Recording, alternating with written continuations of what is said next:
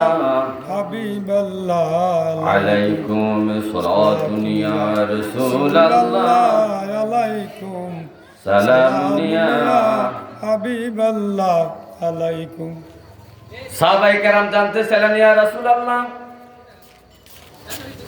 ধরেন একটা মানুষ মদিনায় আছে, তার মৃত্যুবরণ লেখা আছে মক্কায়। এখন সে মদিনায় থাকা অবস্থায় কিভাবে মক্কায় মৃত্যুবরণ করবে গো নবী? তখন নবীজি তাকে বুঝাইলেন, সাহাবায়ে কেরামের সামনে ওয়াজ করতে যেয়ে বুঝাইলেন, ইজা আরাদাল্লাহু কদ্দা, আল্লাহ তাআলা যখন ইচ্ছা পোষণ করেন আবদিন কোন বান্দার আরদিন জমিনের কোন একটা স্থানে তার জীবনের সমাপ্তি টানবেন, মৃত্যুবরণ করবে, রূহটা দেহ থেকে বাইরে হয়ে আসবে। পৃথিবীর যে প্রান্তে তার মৃত্যুর স্থানটা লেখা হয়েছে, ওই স্থানে পৌঁছানোর জন্য জাআলা লাহু ফিয়া হাজাতান, ওই জায়গার মধ্যে যাওয়ার জন্য তার হাজত আল্লাহ সৃষ্টি করে দেন। লোকটা যদি মদিনায় থাকে, মৃত্যুবরণ যদি মক্কায় লেখা থাকে, আল্লাহ তাআলা এমন একটা হাজত তার কাছে উপস্থিত করে দিবেন, ওই হাজত পূরণের জন্য দ্রুত বেগে সে মক্কায় চলে যাবে। আজকে খোসবাসের বাজারে দোকানদারি করতেছে, মৃত্যু লেখা আছে কুমিল্লা মেডিকেল সেন্টারে। আল্লাহ তাআলা তাকে হঠাৎের মধ্যে অসুস্থ বানাইয়া দ্রুত বেগে অ্যাম্বুলেন্সের মাধ্যমে কুমিল্লা মেডিকেল সেন্টারে তাকে পৌঁছে দিবে। যে জায়গায় মৃত্যুবরণ স্থান লেখা হয়েছে, দ্রুত বেগে ওই জায়গায় পৌঁছাইয়া ওই জায়গায় আজরাইল তার জানটা কবজ করবে। সুবহানাল্লাহ সুবহানাল্লাহ। এই কথাই নবীজি বলেছেন, আমার সাহাবারা, ইজা আরাদাল্লাহু কবদা আবদিন বি আরদিন জাআলা লাহু ফিহা হাজাতান, আল্লাহ তাআলা কোন মানুষের মরণের জন্য জমিনের কোথাও যদি স্থান নির্ধারণ করে থাকে, ওই নির্দিষ্ট স্থানে তার জান কবজ করার জন্য আল্লাহ প্রয়োজন সৃষ্টি করে দেন, হাজত সৃষ্টি করে দেন। ওই জায়গায় ওই স্থানে যাওয়ার কারণ একটা তাকে সৃষ্টি করে দেন, ওই কারণের কারণে সে দৌড়াইয়া ওই জায়গায় চলে যায়। কারো মরণ যদি গাড়ি অ্যাক্সিডেন্টে লেখা থাকে, যদি তার গাড়ি অ্যাক্সিডেন্টে লেখা থাকে, দিনের 3টার সময় গাড়ি অ্যাক্সিডেন্ট করে, বাস অ্যাক্সিডেন্ট করে সে মারা যাবে, অথচ লোকটা খোসবাসের জমিনে বসবাস করতেছে। আল্লাহ রাব্বুল আলামিন তার এমন প্রয়োজন সৃষ্টি করবে, এই মুহূর্তে আমাকে ঢাকা যাওয়া লাগবে, এমন একটা প্রয়োজন তার মধ্যে জাগাইয়া দিবে। ঠিক 3টার সময় সে গাড়ি অ্যাক্সিডেন্ট করে চান্দিনা বিশ্ব রোডে সে মারা যাবে, অথচ তার যাওয়ার কথা ঢাকার মধ্যে বিশেষ একটা কাজে, কিন্তু তার মৃত্যু লেখা আছে ওই জায়গায় মৃত্যুবরণ করবে, অথচ আধা ঘন্টা আগেও সে খোসবাসের জমিনে বসবাস করছে, দৌড়াদৌড়ি করেছে, হাঁটাহাঁটি করেছে। মৃত্যু নিশ্চিত জিনিসের নাম, মৃত্যু থেকে বাঁচার কোনো ব্যবস্থা নাই। যার মরণ যাচাই লেখা আছে সেটাই তাকে মৃত্যুবরণ করতে হবে। এর জন্য আমরা আল্লাহর কাছে দোয়া করতে হবে, রাব্বি কারীম আমাদের সুমরণ দিয়ে, আমাদের আহলে আওলাদের সামনে আমাদের মরণ দিয়ে। মৃত্যু থেকে বাঁচার কোনো ব্যবস্থা নাই। মৃত্যু থেকে বাঁচার কোনো ব্যবস্থা নাই। কোন নবী মৃত্যু থেকে বাঁচতে পারে নাই, কোন মানুষ পারে নাই, কোন জিন পারবে না, স্বয়ং ফেরেশতারাও মৃত্যুবরণ করবে। আজরাইল তামাম পৃথিবীর মানুষের জান কবজ করার পরে, জিন এবং মানব জাতির জান কবজ করার পরে যখন কিয়ামত হয়ে যাবে, তখন আল্লাহ তাআলা ফেরেশতাদের জান কবজের জন্য আজরাইলকে নির্দেশ করবেন, সমস্ত ফেরেশতাদের জান কবজ করা হবে। আরশ বহনকারী ফেরেশতারাও মৃত্যুবরণ করবে। সব ইসরাফিল, মিকাইল, জিবরাইল সবাই মৃত্যুবরণ করবে। আল্লাহ তাআলা আজরাইলকে প্রশ্ন করবে, আজরাইল এখন আর কি আছে? আজরাইল বলে, রব্বি কারীম, আমি আর আপনি ছাড়া আর কোন সৃষ্টি দুনিয়ায় নাই, আকাশেও নাই, জমিনও নাই। তখন আল্লাহ বলে, আজরাইল আমার আরশের নিচে তাকাইয়া দেখো। আজরাইল আরশের নিচে তাকাইয়া দেখে সাইনবোর্ডে লেখা আছে, আমার এই আরশের নিচে যারা থাকবে তামাম পৃথিবী কুল কায়নাত আল্লাহর আরশের নিচেই আছে। লেখা আছে, আমার এই আরশের নিচে যত সৃষ্টি থাকবে, যারাই থাকবে তাদেরকে মৃত্যুবরণ করতে হবে। তো ফেরেশতারা তো আল্লাহর আরশের উপরে নয়, আরশের নিচে। আজরাইল তো আল্লাহর আরশের নিচেই আছেন। আজরাইল তখন ভয় পেয়ে গেলেন, হায় হায়, তামাম পৃথিবীর মানুষের এবং জিন ইনসান ফেরেশতাদের জান কবজ আমি করলাম। আজকে দেখা যায় আমি আল্লাহর আরশের নিচে আছি, আমার জান তো আমি নিজেকে নিজে কবজ করতে হবে। তখন আল্লাহ বলবে, আজরাইল তোমার জান তুমি নিজে কবজ করো, মত ইয়া জিবরাইল তুমি মৃত্যুবরণ করো। যে আজরাইল তামাম পৃথিবীর মানুষের জান কবজ করলো, তামাম সৃষ্টির জান কবজ করলো, জিন ইনসান ফেরেশতার জান কবজ করলো, ওই আজরাইল শেষ মুহূর্তে আল্লাহর হুকুমে নিজের জানটা নিজে কবজ করলো। মৃত্যুবরণ করতে কেউ চায় না। মুসা আলাইহিস সালাম 120 বছর হায়াত পেয়েছেন। মিশরে তার জন্ম, বনি ইসরাইল জাতির মধ্যে তার জন্ম। বিভিন্ন কারণে অনেক ঘটনা আপনারা শুনেছেন। মুসা আলাইহিস সালাম শিশু অবস্থায় ফেরাউনের রাজপ্রাসাদে লালন পালন হয়েছে, লালিত পালিত হয়েছে।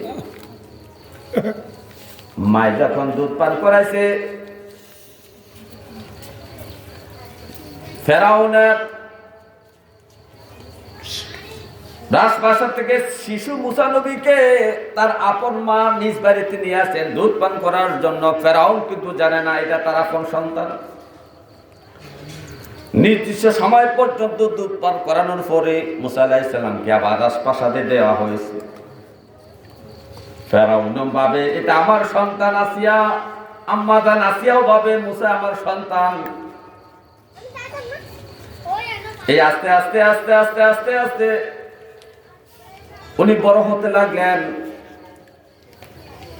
বড় হতে হতে যখন তার 30 বছর সময় রাজপ্রাসাদে সময় কাটলো, 30 বছরের পরে একটা দুর্ঘটনার মাধ্যমে একদম কিপ্তিকে হত্যা করা হলো। ফেরাউনের বংশের এক লোকের হত্যার ঘটনায় মুসা আলাইহিস সালাম মাদায়েন শহরে চলে গেলেন। 30 বছর বয়সী মুসা আলাইহিস সালাম মাদানে যাইয়া সোহাব আলাইহিস সালামের মেয়ে সফুরাকে বিয়ে করলেন। 10 বছর ওই জায়গায় উনি থাকলেন। বিবিকে নিয়ে যখন আবার মিশরের দিকে রওনা দিলেন, রাস্তা বলে উনি তুর পাহাড়ের কাছে চলে গেলেন। তখন তার বয়স 40 হয়েছে। তুর পাহাড়ে যাওয়ার পরে আল্লাহ তাআলা তাকে নবুয়্বতি দিলেন, তওরাত কিতাব দিলেন। তওরাত কিতাব নিয়ে যখন মুসা আলাইহিস সালাম ফেরাউনের রাজপ্রাসাদে যে দ্বীনের দাওয়াত দিলেন, আল্লাহ ওয়াহদানিয়াতের দাওয়াত দিলেন, রিসালাতের স্বীকৃতি নেওয়ার জন্য আহ্বান করলেন। মুসা আলাইহিস সালাম এই আহ্বানকে ফেরাউন অস্বীকার করলো। শুধু 1-2 বছর নয়, প্রায় 80টা বছর মুসা আলাইহিস সালাম এই ফেরাউনের জাতিকে, কিপ্তিকে এবং বনি ইসরাইলকে হেদায়েতের দাওয়াত দিলেন। বিভিন্ন পদে পদে এই ইহুদি জাতি, এই বনি ইসরাইল জাতি মুসা আলাইহিস সালামকে বিভিন্ন পদে পদে কষ্ট দিয়েছে। সর্বময় তার জাতির চিন্তায়, তাদের হেদায়েতের চিন্তায় মুসা নবী চিন্তায় চিন্তিত হয়ে জর্জরিত হয়ে আছেন। এই জাতিকে নিয়ে অনেক কষ্টের মধ্যে মুসা নবী আছেন। তীপান্তরের মধ্যে 30 অথবা 40 বছর পর্যন্ত বন্দী অবস্থায় তার জাতিকে নিয়ে আছেন। তার জাতিকে হাদায়াত একদিক দিয়ে বুঝাই গেলে অপর দিক দিয়ে সে আবার উল্টা বুঝে। এই জাতিদেরকে হাদায়াতের বাণী শোনাইলে সবাই শুনে, সবাই স্বীকার করে, কিছুক্ষণ পরে আবার অস্বীকার করে, আবার গরু পূজা শুরু করে দেয়, মূর্তি পূজা শুরু করে দেয়। উনি এভাবে অনেক টেনশন আছেন। এমত অবস্থায় আজরাইল জান কবজের জন্য মুসা নবীর কাছে গেলেন।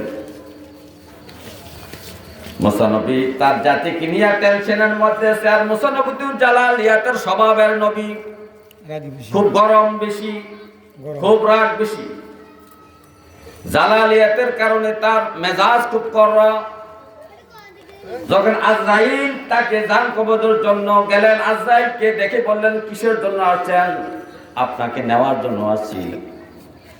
দুনিয়াতে আপনার বিচার মেয়াদ শেষ, আপনি মৃত্যুবরণ করবেন।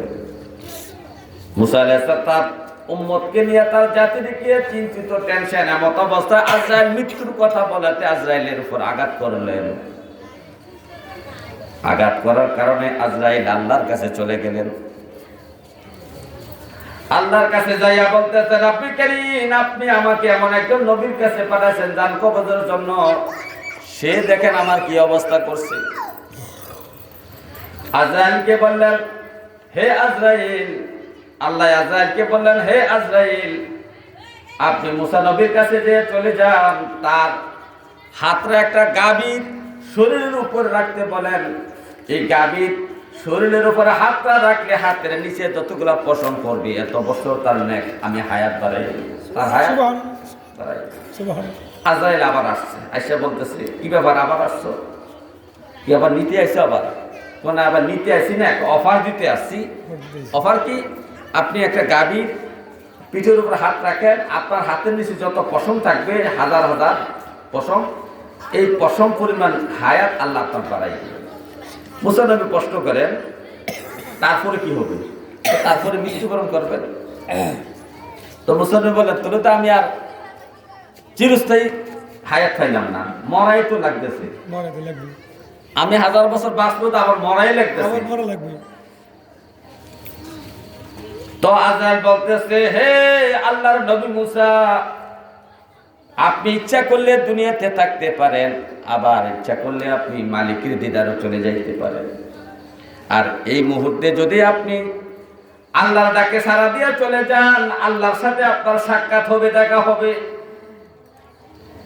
কারণ সব রূহ মৃত্যুবরণ করার পর পরে আল্লাহকে দেখে না, কিন্তু আপনার একটা সুযোগ আছে, আপনার অপেক্ষায় আমার আল্লাহ আছে। আপনি যদি এই মুহূর্তে জান কবজের হুকুম দেন, তাহলে আপনি স্বয়ং আল্লাহ তাআলার দরবারে যাইয়া স্বয়ং আল্লাহকে দেখতে পাইবেন। মুসা নবী ভাবলেন, আজকে আমি 80টা বছর ধরে আল্লাহর সাথে কথা বলে তুর পাহাড়ে কিন্তু মাওলাকে দেখি না, দেখার জন্য আরজি করো, আমার বেহাল অবস্থা হয়েছে, আমার হালত অন্যরকম হয়ে গেছে। আর আজকে যত আজরাইল বলতেছে আমার অপেক্ষায় আমার আল্লাহ আছে, তাহলে আমার আর দুনিয়ায় থাকার দরকার নাই। আজরাইল, তাড়াতাড়ি আমার জান কবজ করো, আমার মালিকের সাথে আমি দিদারে চলে যাই। দেখছেন, মুসা নবী কিন্তু চেষ্টা করছে দুনিয়াতে থাকার জন্য, কিন্তু আল্লাহ অনেক তাকে বুঝ দিয়া, অনেক রকম বুঝ দিয়া তাকে কি করছে, নিয়ে গেছে। পৃথিবীতে কেউ থাকতে পারবে না, মৃত্যুবরণ করতে হবে। টাকা পয়সা দিয়ে, আজরাইলকে টাকা পয়সা দিয়ে, ধন সম্পদ দিয়ে, আপনি আজরাইলকে টাকা পয়সা ধন সম্পদ দিয়ে হলো হাজার অফার দিল, আজরাইলের হাত থেকে বাঁচার কোনো ব্যবস্থা নাই। যদি বাঁচা যায় তো তাহলে সুলাইমান পয়গম্বর 1 নম্বর বাঁচতে পারতেন। তামাম পৃথিবীর রাজত্ব যার হাতে, জিন ইনসান যার হুকুমে চলে, জিন জাতি, দানব জাতি, দেও দানব থেকে শুরু করে যত জাতি আছে, যে পশু পাখি পর্যন্ত সুলাইমান পয়গম্বরের কথাই চলে। বাতাসে তো গল্প ওই সুলাইমান পয়গম্বর আল্লাহ ফেরেশতা আজরাইলের হাত থেকে বাঁচার জন্য অনেক ধন সম্পদ দিতে পারতেন, কিন্তু এই ধন সম্পদ দিলেও তার বাঁচার কোনো ব্যবস্থা নাই। নির্দিষ্ট সময়ের মধ্যে মৃত্যুবরণ করতে হবে। আল্লাহ যতটুকু সময় তার জন্য দিয়েছেন বাঁচার জন্য, ততটুকু সময় পর্যন্ত সে বাঁচতে পারবে। দাউদ আলাইহিস সালামের কাছে আজরাইল আইসা বলে, আল্লাহর নবী দাউদ গো, আপনার বিচার মেয়াদ শেষ, আপনার জান নেওয়ার জন্য আমি আসছি। দাউদ আলাইহিস সালাম বলতেছে, আজরাইল এটা আপনি কি বলেন? এখন যদি আমাকে নিয়ে যান তাহলে বাইতুল মুকাদ্দাসের কাজটা শেষ করা যাবে না। আমি বাইতুল মুকাদ্দাস আল্লাহর সন্তুষ্টির জন্য আল্লাহর ঘর নির্মাণ করতেছি, মসজিদ বানাইতেছি। আর এই মসজিদ বানানোর দায়িত্ব মানুষকে না দিয়া জিন জাতিকে দিয়েছি। বড় বড় পাথর বিভিন্ন পাহাড় থেকে সমুদ্র থেকে উঠে আইনা সুন্দর করে ডিজাইন করে ওয়াল বানাইতে হবে, বাইতুল মুকাদ্দাস বানাইতে হবে। জিন জাতিকে বাইতুল মুকাদ্দাস বানানোর আমি দায়িত্ব দিয়েছি। অর্ধেক কাজ শেষ হয়েছে, আর অর্ধেক কাজ রয়েছে। এখন যদি আমি চলে যাই তাহলে তাই বাইতুল মুকাদ্দাসের কাজটা শেষ হবে না। আজরাইল বলতেছে, আল্লাহর নবী দাউদ মুসা সুলাইমান আলাইহিস সালাম, আপনি আল্লাহর কাছে আরজি পেশ করেন যে আরো কিছুদিন হায়াত দেন। কারণ নবীদের এখতিয়ার আছে, দুনিয়া থেকে বিদায় হওয়ার এখতিয়ার নবীদের আছে। আল্লাহর সৃষ্টি জগতে নবী ছাড়া আর কোনো মানুষের এখতিয়ার নাই আল্লাহর কাছে একটু হায়াতের বিষয়ে আলোচনা করার। আর কোনো কারো শক্তি শুধু নবীদের আছে। যখন সুলাইমান আলাইহিস সালাম আল্লাহর সাথে কথা বললেন, রব্বে কারীম আমাকে আর কিছুদিন হায়াত দেন, আমি যেন বাইতুল মুকাদ্দাসের কাজটা শেষ করতে পারি। আমার আল্লাহ বলতেছে, দাউদ নাহনু কদ্দারনা বাইনাকুমুল মাউত, আমি মৃত্যু নির্ধারণ করে দিয়েছি। এই নির্ধারণের সময়ের পরে 1 সেকেন্ড বাঁচা যাবে না।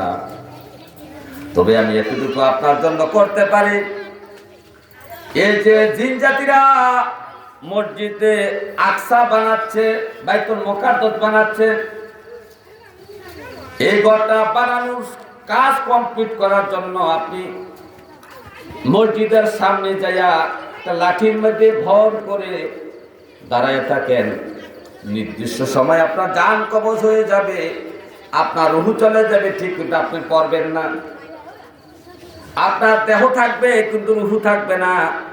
মসজিদের কাজ শেষ হলে তখন আপনার দেহটা মাটিতে পড়বে। এতটুকুই আমি করতে পারি, কিন্তু মৃত্যু পেছানো যাবে না। মৃত্যু যাবে না। তাহলে কোন নবীর মৃত্যু পেছানো হয় না, আর আপনার আমার মৃত্যু কিছুতে পেছানো হবে না। নির্দিষ্ট সময়ের মধ্যে মৃত্যুবরণ করতে হবে। এই জন্য আমাদেরকে বেশি বেশি নেক আমল করতে হবে। ক্ষণিকের সময় আমাদের দুনিয়া, কখন আমরা চলে যাই কেউ বলতে পারি না। এই জন্য মৃত্যুর জন্য সবসময় প্রস্তুতি থাকা দরকার। মৃত্যুর জন্য কি প্রস্তুতি থাকার দরকার। ওই যে আল্লাহর এক ওলি মাথার মধ্যে শাকসবজির টুকরি নিয়ে বাজারের দিকে রওনা দিয়েছেন। এই আল্লাহর এই বান্দা কৃষক, আল্লাহর ওলি, সবসময় নামাজ পড়তেন, ইবাদত গুজার ছিলেন, সবসময় ওযু অবস্থায় থাকতেন। ঘর থেকে বাইর হওয়ার সময় ওযু করে বাইর হয়েছেন। মাথার মাঝে তরকারির টুকরিটা আছে, রাস্তা দিয়ে হাঁটতে হাঁটতে বাজারের দিকে রওনা দিয়েছেন। কিছু দূর যাওয়ার পরে আজরাইল আল্লাহর এই ওলির সামনে বলে, আসসালামু আলাইকুম। আল্লাহর এই ওলি বলতেছে, ওয়ালাইকুম আসসালাম। ভাই আপনি কে? আপনাকে চিনতে পারলাম না, কারণ আমাদের গ্রামে তো আপনাকে কোনোদিন দেখি নাই, আপনি কি? আজরাইল পরিচয় দিতেছে, আল্লাহর বান্দা, আল্লাহর ওলি, আমি আজরাইল, আপনার জান কবজের জন্য আসছি। জান কবজের জন্য আসছি। তখন আল্লাহর এই বান্দা সুন্দর করে মুস্কি হাসি দিলেন, আলহামদুলিল্লাহ, আলহামদুলিল্লাহ। আজরাইল ভাই, আপনার অপেক্ষায় তো আমি ছিলাম। আমি প্রতিটা দিন আপনার অপেক্ষায় আমি থাকি, কখন আপনি আমাকে নিতে আইবেন।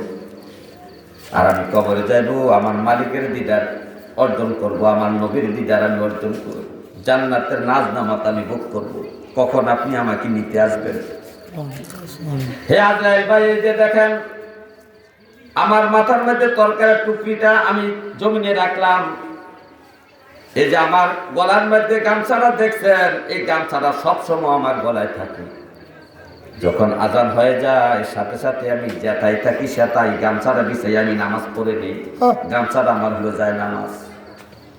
আজরাইল ভাই, আপনার কাছে আমি 2 রাকাত নফল নামাজ পড়ার একটু সুযোগ চাই। আমি ওযু নিয়া ঘর থেকে বাইর হয়েছি।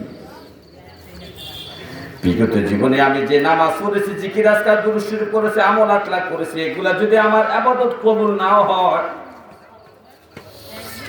তবে আমার একটা আশা, আমি বিশ্বাসদার হালত অবস্থা যদি মৃত্যুবরণ করতে পারি। এই জন্য আপনার কাছে আমি 2 রাকাত নফল নামাজ পড়ার সময় চাই। অথচ তার মৃত্যুবরণ করার সময় এখনো হয় নাই, আরো 2 মিনিট বাকি আছে।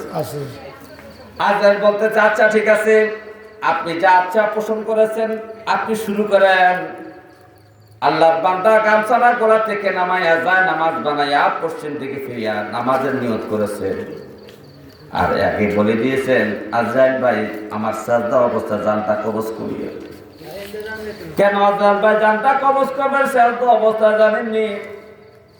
আমার বিগত জীবনের আমলগুলা যদি আল্লাহ কবুল না করে, কিন্তু আমি একটা উসিলা আল্লাহর কাছে ধরতে পারবো, রাব্বে কারীম আমি কিন্তু মুসলমান, আমি পবিত্র অবস্থায় ওযু অবস্থায় আমার জান কবজ হয়েছে আপনার কদমের সাজদা অবস্থায়। এই সাজদা অবস্থায় জান কবজ হওয়ার কারণে আল্লাহ আমার জীবনের গুনাহগুলো মাফ করে জান্নাতের ফয়সালা দিয়া দেয়। সুবহানাল্লাহ, সুবহানাল্লাহ।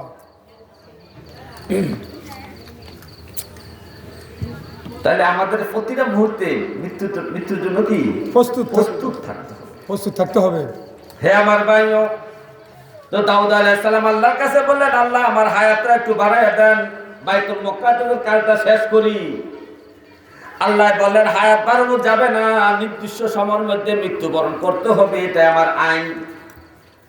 তবে আমি এতটুকু করতে পারেন, আপনি এই জিনদের সামনে, মসজিদের সামনে লাঠি পড়তে আপনি দাঁড়ায় থাকবেন। আপনার দেহ থেকে রুহু চলে যাবে, কিন্তু আপনি দাঁড়ায় থাকবেন, আপনি পড়বেন না। মসজিদের কাজ যখন শেষ হবে তখন আপনি পড়ে যাবেন, জিনেরা বুঝবে আপনি মৃত্যুবরণ করেছেন। যে কথা সেই কাজ। অনির্দিষ্ট সময়ের মধ্যে আজরাইল সুলাইমান আলাইহিস সালামের দেহ থেকে রুহুটা নিয়ে গেলেন। আর সুলাইমান আলাইহিস সালাম মসজিদে বাইতুল মুকাদ্দাসের সামনে লাঠি বড় দিয়ে দাঁড়ায় আছেন। জিনেরা তাকায় দেখে সুলাইমান পয়গম্বরের দিকে তাকায় আছে, তারা কাজে কোনো ফাঁকি দেয় না। জিনেরা সুলাইমান পয়গম্বরকে অত্যন্ত ভয় পাইতো। তারা যখন তাকাইয়া দেখে সুলাইমান পয়গম্বর তাদের দিকে তাকাইছে, তারা মনে করছে সুলাইমান পয়গম্বর উনি তো নবী, আজকে এতটা মাস এই জায়গায় দাঁড়ায় আছে, আল্লাহ হয়তো তাকে কুদরতি ভাবে খানা খাওয়াচ্ছে, যার কারণে এই দিক সেদিক যাওয়া লাগে না, ফর্সা ফাঁকেনা করা লাগে না। তাদের এই বিশ্বাস উনি নবী, আল্লাহ হয়তো কুদরতি ভাবে জান্নাতের খাবার তাকে খাওয়াচ্ছে। আর তারা এই কথাটা ওনারা ভাবছে যে সুলাইমান আলাইহিস সালাম জিন্দা আছে, জীবিত আছে। এইভাবে তারা কাজ করতেছে দিন নাই রাত না, 24 ঘন্টা শুধু বাইতুল মুকাদ্দাসের বড় বড় পাথরের ব্লক কাটিয়া এই ওয়াল বানাইছে, মসজিদে আকসা বানাইছে। বানানোর কাজ যেদিন শেষ হয়েছে সেই দিন আল্লাহ ওই ফুকাকে আদেশ করল, ওই ফুকা আমার নবী সুলাইমান পয়গম্বরের লাঠিটা যে মাটিতে লেগে আছে এই জায়গায় খাইয়া ফেলাও, আমার নবী জমিনে পড়ে যাবে। জিনারা বলবে আমার নবী দুনিয়ায় নাই, তাদের কাজ শেষ, তাদের দায়িত্ব শেষ হয়ে যাবে। ওই পোকা যখন লাঠি নিচে দিয়ে খাওয়া শুরু করলেন, লাঠিটা ওজন রাখতে পারে না, কাঠিয়ে পড়ে গেলেন। জিনদের মধ্যে তারা দৌড়াই আসলেন, হায় হায় আমাদের নবীজি পড়ে গেল, আমাদের বাদশা পড়ে গেল। জিনদের মধ্যে যিনি ডাক্তার, চিকিৎসক জিন, এই ডাক্তার জিন এসে পরীক্ষা নিরীক্ষা করে দেখতেছে এটা তো আজকের মরা নাই, 1 বছর আগের মরা। কত বছর আগে? 1 বছর আগে হলো। 1 বছর আগে মরা। সোলামান পয়গাম্বর দুনিয়া থেকে আজরাইলের হাত থেকে রক্ষা পায় না, মৃত্যু নামক জিনিস থেকে রক্ষা পায় নাই। তাহলে আপনাকে আমাকে মরতে হবে। আপনাকে আমার মৃত্যুর আগে দুনিয়া থাকতে পরকালে পুঁজি সংগ্রহ করতে হবে। কি নিয়ে কবরে যাবে? আমল লাগবে। আপনার মৃত্যুটাই বলে দিবে আপনি জান্নাতি না জাহান্নামী। আপনার মৃত্যু কি বলে দিবে। জান্নাতি ব্যক্তিদের মৃত্যুর কিছু লক্ষণ আছে, ভালো মৃত্যুর কিছু লক্ষণ আছে। এই ভালো মৃত্যু বরণ করার জন্য আমাদেরকে সব সময় আল্লাহ তাআলার কাছে আমাদেরকে মুনাজাত করতে হবে। আল্লাহর কাছে প্রার্থনা আমাদেরকে করতে হবে, আল্লাহ আমাদেরকে ভালো মৃত্যু দিয়ে, সিজদা অবস্থায় মরণ দিন, শুকরারে মরণ দিয়ে আমাদেরকে সিজদা অবস্থায় মরণ দেন, কলমা অবস্থায় মরণ দেন। কলমা অবস্থায় মরণ দিলেন। মৃত্যুর সময় যদি আপনি কলমা পড়ে না যাইতে পারেন, তাহলে আপনার জন্য কবর থেকে আপনার বিপদ শুরু। কবর থেকে কি বিপদ শুরু? নবীজি বলছেন, মান কালা লা ইলাহা ইল্লাল্লাহ ফাকাদ দাখালাল জান্নাতা। যে ব্যক্তি শেষ বাক্যটা হবে, আখির বাক্যটা হবে লা ইলাহা ইল্লাল্লাহ মুহাম্মাদুর রাসূলুল্লাহ সাল্লাল্লাহু আলাইহি সাল্লাম, এই কথা বলে যে দুনিয়া থেকে বিদায় নেবে, সে ব্যক্তির অবশ্যই জান্নাতে যাবে। তাহলে আপনারা একটু চিন্তা করেন, আপনার মৃত্যুর সময় কলমা নসিব হবে কিনা। আপনার দুনিয়ার কাজকর্ম, আমল আখলাক, নামাজের নমুনায়, জীবন যাপনের নমুনায়, সংসার জীবন যাপনের নমুনায় বোঝা যায় কিনা আপনি মরণের সময় কলমা আপনার নসিব হবে। আপনি ঘুষের সাথে জড়িত বেনামাজি, আপনি নামাজ পড়েন না, সাপ্তাহিক নামাজি, আপনার অন্যের হক নষ্ট করতেছেন, বোনের হক নষ্ট করেন, ভাইয়ের হক নষ্ট করেন, বোনের জমি সিটিং করে দলিল করেন, ভাইয়ের জমি সিটিং করে দলিল করেন,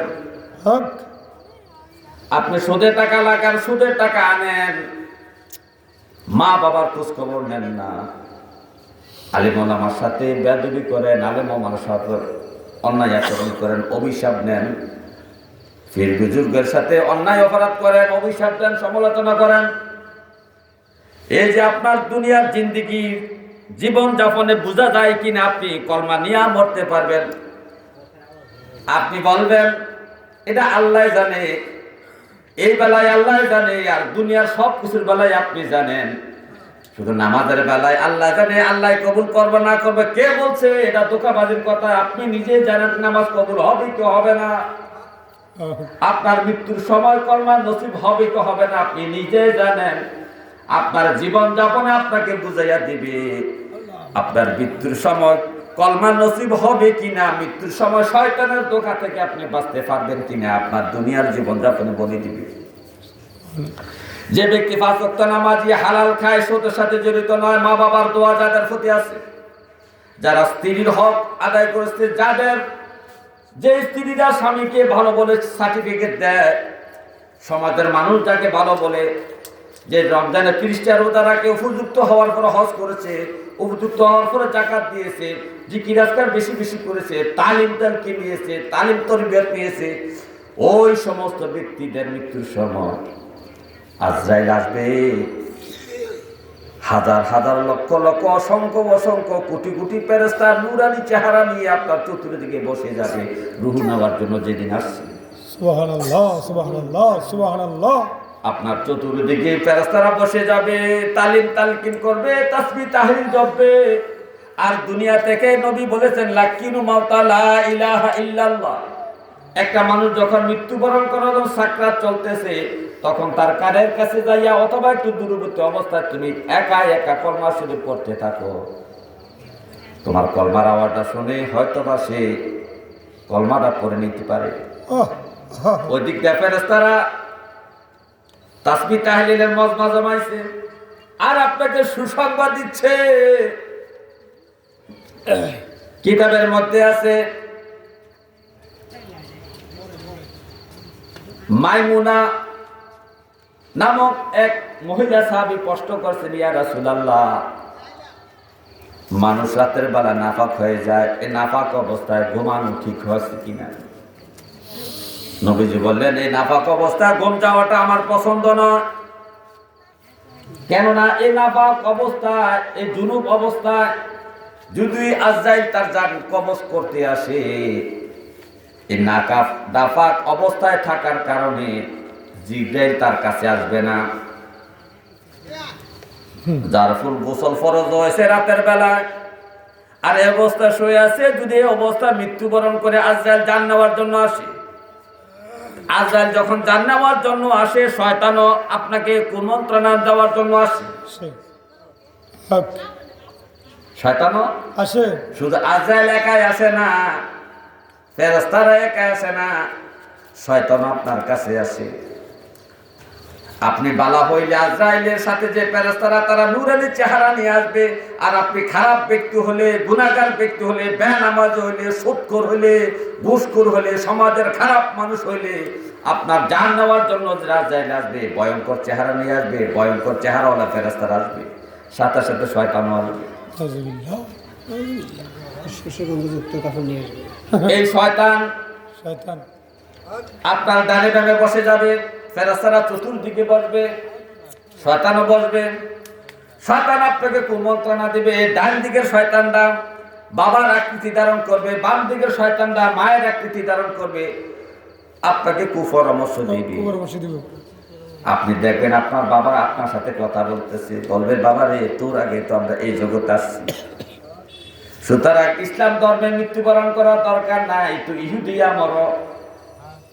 আবার বাম দিকের মায়ের আকৃতি ধারণ করা শয়তানরা বলতেছে, বাবা আমি তোকে গর্ভে ধারণ করেছি, ইসলাম ধর্মে মৃত্যুবরণ করার দরকার নাই, কলমা করার দরকার নাই, তুই খ্রিস্টান হইয়া মর। আউযুবিল্লাহ। নবীজি কোরআন হাদিসের মধ্যে বলছে, উম্মত, দুনিয়ার মধ্যে তোমরা থাকো, শয়তান তোমাদের যত কাছাকাছি থাকে, মৃত্যুবরণ করার সময় শয়তান আসছে বেশি কাছে আসে, আসছে বেশি কাছে আসে। কাছে আসে। শয়তান কুমন্ত্রণা দেওয়ার জন্য আপনার কাছে আসবে। আপনি যদি খারাপ মানুষ হন, শয়তানের কথা আপনি মেনে যাবেন। ওই যে শয়তান মায়ের সুরত ধরে, বাবার সুরত ধরে আপনাকে কুমন্ত্রণা দিচ্ছে, আপনি যে বিশ্বাস করে আপনি কলমা শরীফ পড়বেন না। আর যদি নাপাক অবস্থা হয়, আরো ভয়ঙ্কর অবস্থা, জিবরাইল আসবে না আপনাকে হেল্প করার জন্য, জিবরাইল আসবে না, নূরানি চেহারা ধারণকারী ফেরেশতারা আপনার কাছে আসবে না। এত বোঝা যায় ইমানদার ব্যক্তি মৃত্যুবরণ করার সময় স্বয়ং জিবরাইল এসে তাকে সাহায্য করে ঈমান নিয়ে মরার জন্য।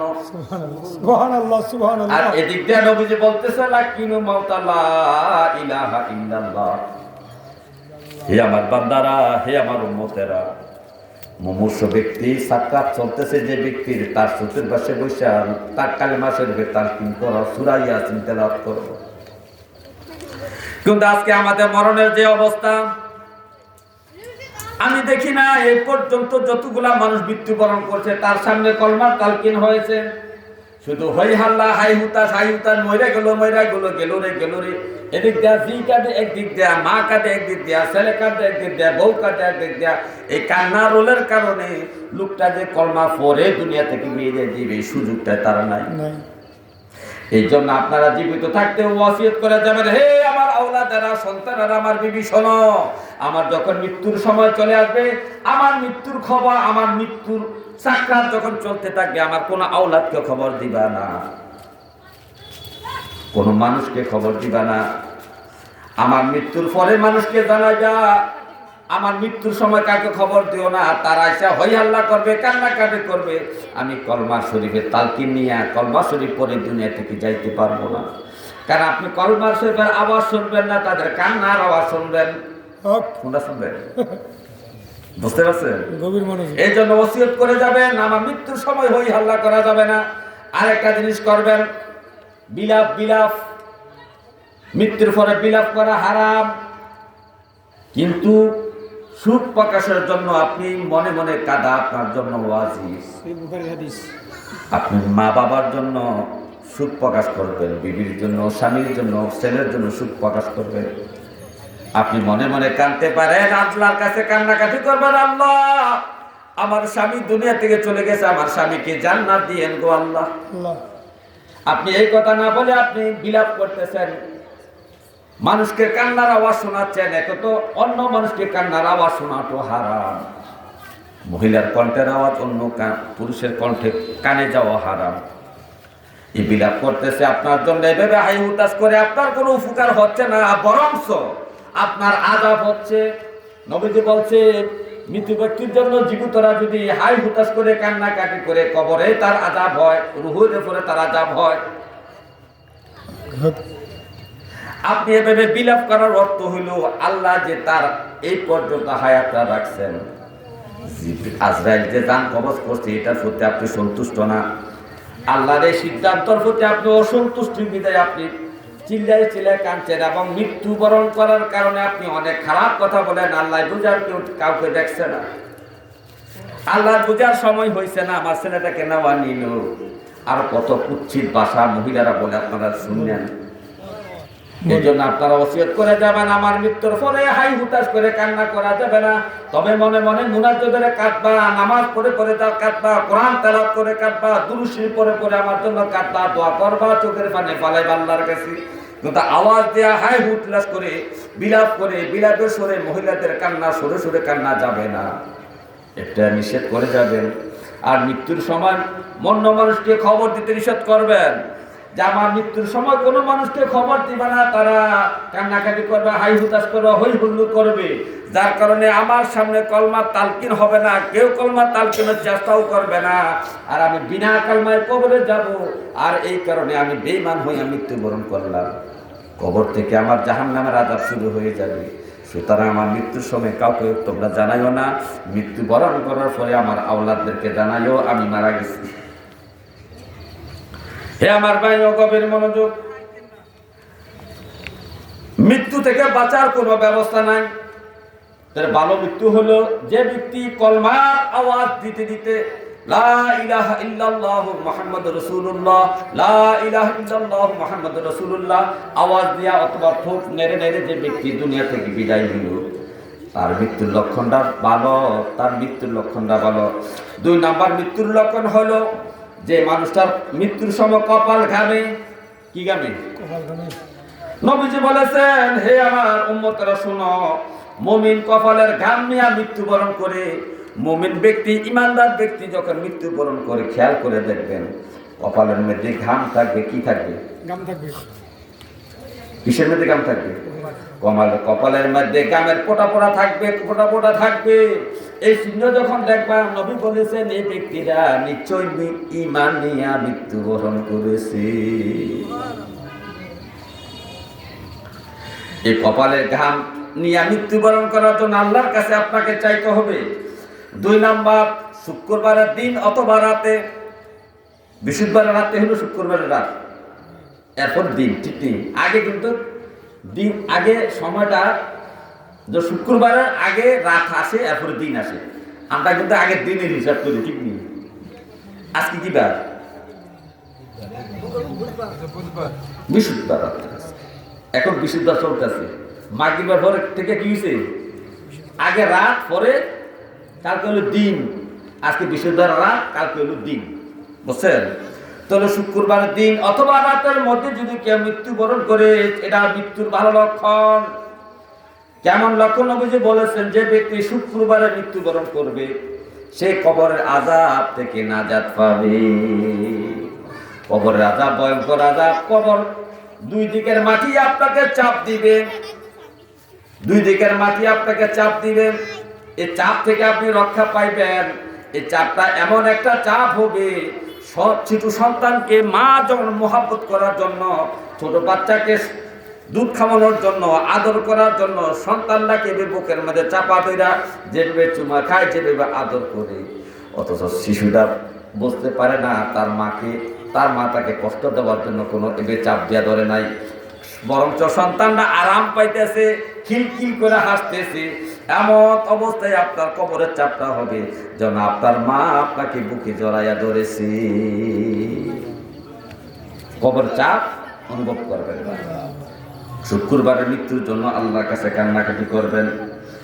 তারপরে কোনো ব্যক্তি যদি যুদ্ধ অবস্থায় মৃত্যুবরণ করে, ইসলামের জন্য যুদ্ধ করছে, ওই যুদ্ধ অবস্থায় মৃত্যুবরণ করলে তার মৃত্যুটা ভালো লক্ষণ। তার মৃত্যুটা কি ভালো লক্ষণ। তারপরে প্লেগ রোগে যারা মারা যায়, বড় বড় ভাইরাস জনিত রোগে যারা মারা যায়, এই সমস্ত মৃত্যুবরণকারী ব্যক্তিরা ভালো মরণ হিসাবে গ্রহণ করা যাবে। পেটের রোগে, পেটের ফিরায়, পেটের বেদনায়, পেটের আঁতুল দিকে পচে গেছে, ডায়রিয়া হয়েছে, কলেরা হয়েছে, পেটের রোগে, পেটের বেড়ানে যে ব্যক্তি মারা যাবে তার মরণটা ভালো। যে ব্যক্তি পানিতে ডুবে মারা যায় তার মরণটা ভালো। যে ব্যক্তিরা পেটের পীড়ায় মারা যায় এই ব্যক্তির মরণ ভালো। যে ব্যক্তি পানিতে ডুবে মারা যায়, সাগরে, নদীতে, লঞ্চ দুর্ঘটনায়, জাহাজ দুর্ঘটনায় যারা মারা যায়, পানিতে ডুবে মারা যায়, ছোট ছোট শিশু বাচ্চারা, এবং অথবা মৃগী রোগের রোগী ধরেন পানিতে পড়িয়া মারা গেছে, পানির মধ্যে পড়িয়া যদি কেউ মারা যায় তার মরণটা ভালো। মরণটা কি? অথবা আপনার উপরে গাছ ঢালান দিয়া পড়েছে, আপনি মারা গেছেন, বিল্ডিং আপনার উপরে কাইথিও পড়েছে, আপনি মারা গেছেন, অর্থাৎ কোনো কিছু নিচে চাপা পড়ে যদি আপনি মৃত্যুবরণ করে, আপনার মৃত্যুর লক্ষণ ভালো। তারপরে আমার মায়েরা বাচ্চার জন্ম দিতে যাইয়া মৃত্যুবরণ করে, যে মায়েরা পেটে বাচ্চা জন্ম দেওয়ার সময় মৃত্যুবরণ করে, অথবা পেটের মধ্যে সন্তানটা ছিল এমন অবস্থা মহিলাটা মারা গেছে, এই দুই অবস্থায় মৃত্যুবরণ করাটা শহীদী মরণ, ভালো মরণ। এটা এমন এক মরণ মা গো, গভীর ভাবে শুনেন। যাদের পেটে বাচ্চা থাকা অবস্থায় মারা যায়, অথবা বাচ্চার জন্ম দেওয়ার সময় মারা যায়, এই বাচ্চারা অবশ্যই জান্নাতি, জান্নাতি, জান্নাতি। এই বাচ্চারা, নবী বলছে, এই বাচ্চারা আপনাকে কি অবস্থায় জান্নাতে নিবে? এই যে তার নারী আছে, নারী, এই নারী দিয়া পেঁচাইয়া, তার দেহের মধ্যে, কবরের মধ্যে পেঁচাইয়া, এই নারীটা দিয়া বাচ্চারা আগে আগে হাঁটতে থাকবে, মা থাকবে পিছনে। বাচ্চাটাকে বাধা দেওয়ার মতো কোনো ফেরেশতার সাহস হবে না। এই বাচ্চাটা জান্নাতে হাঁটতে থাকবে, পেছনে নারীটা দিয়া মাকে যে কোমরে বাঁধছে, মাকে নিয়ে সন্তানটা জান্নাতে চলে যাইবে। আল্লাহ তাআলা আমাদেরকে ভালো মরণ দান করে বলেন আমিন। এই যে মৃত্যুর ঘটনাগুলো বললাম, এগুলো একটু আমাদের চিন্তা ভাবনা করা দরকার আছে কিনা বলেন?